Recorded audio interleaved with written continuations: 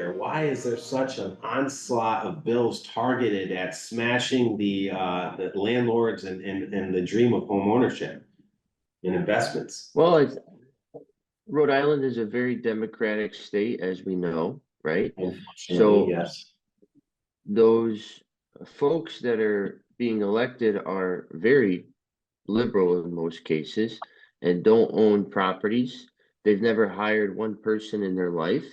And the only type of work they do is with a pen and a paper. So they don't really know what we're doing out there as landlords. That's the first premise.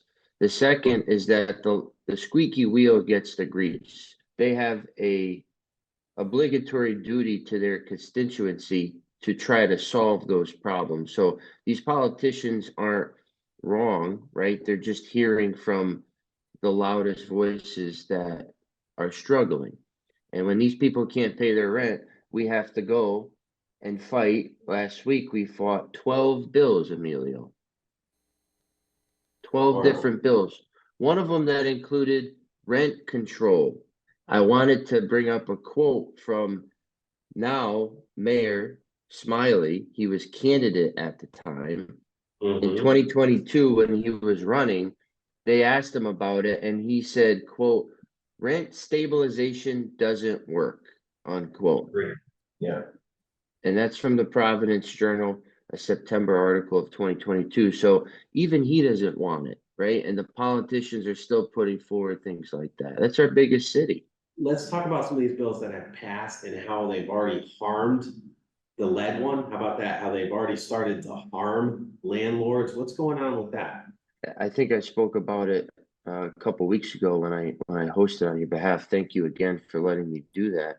And Thank you. the lead bill is essentially ensuring compliance with the lead laws that were already in place, right? These aren't new laws. This is just adding more accountability and a punitive punishment, a fine if you don't comply.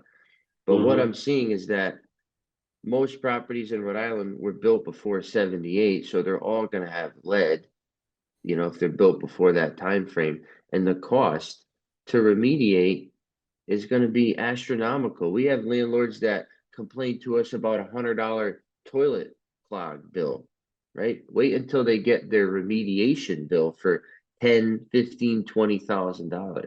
It's wild. I can do it, right? I can manage it. But people with one property or two properties, they barely make 5,000 a year in profit if everything goes well. And there's really no assistance out there. It's, people are gonna have to get loans, they're gonna have to take out equity, or they may just say, I gotta sell it, right?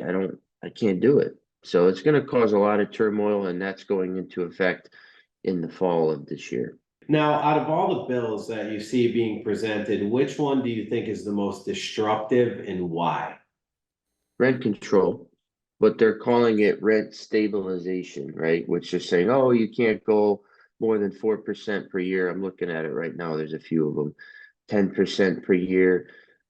So that's just the ugly sister of rent control, rent stabilization. It's the same thing. They're telling you how much your rents could be. And if that happens, the incentive to own property is gone. The incentive to repair properties are gone, right? And tenants are not going to be moving. It's going to cause gridlock.